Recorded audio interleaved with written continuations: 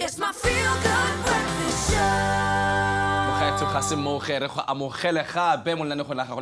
Expresso on SABC3 Live with our Dr. Darren Green, our medical health expert. We're talking about hair today. So give us a call on 083-913-3728. Ask any of your questions pertaining to hair. And we were talking about ingrown hairs. Very painful, aren't they?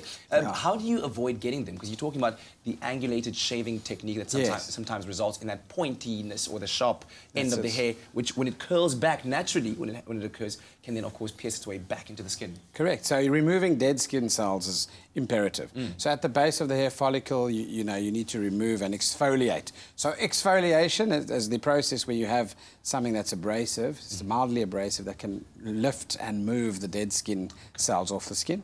Secondly, use a gel when you shave. Don't just use hand soap at the basin and do a quick dry shave job. That's not going to work. And then it has been shown that it's beneficial using a single-bladed razor instead of one with multiple blades. When you do have sensitive skin, don't shave too often and don't shave all the way down to the skin until it's so red and inflamed. In other words, do a gentle shave, not a really, really deep, close shave. And then obviously post-shaving, there are a lot of different products out there that are involved with moisturizing and actually acting as an antiseptic, cleaning the skin surface so you don't have secondary infections of those hair follicles. But it's red, it's chafed, it's angry when you have ingrown hairs, and certainly those tips definitely should help. Let's talk about that all-important occurrence that happens that results in awkward situations, the itch. We itch sometimes in these hairy places. Why do we itch? We itch because we perspire. Those places get hot.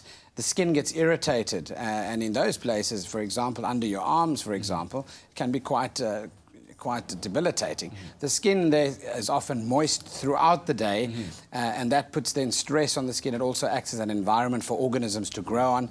Fungal infections love moisture, by the way, and they also love sugar. So that's why you have a concentration in certain areas on the scalp, under the arms, and even in the groin area. So that's why you itch. All right, let's take a call right now. On the line, Dalmaine from Johannesburg, I believe. Good morning, Dalmaine. Hi, how are you doing? Very well. Thank you so much for your call. What is your question or your comment? I would like to know, my hair only grows to a certain length, and I would like to know what I can do to change that, because it just doesn't grow like past my shoulders.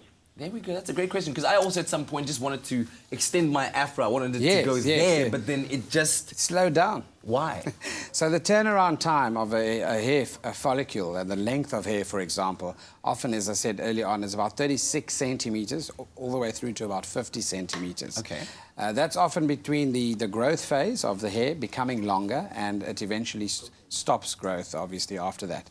So if you look at the cycle of how dense the hair population is on your head, for example, it would appear sometimes as if you're losing hair when you run your fingers through your hair, but it's normal to lose 50 to 100 hairs per day.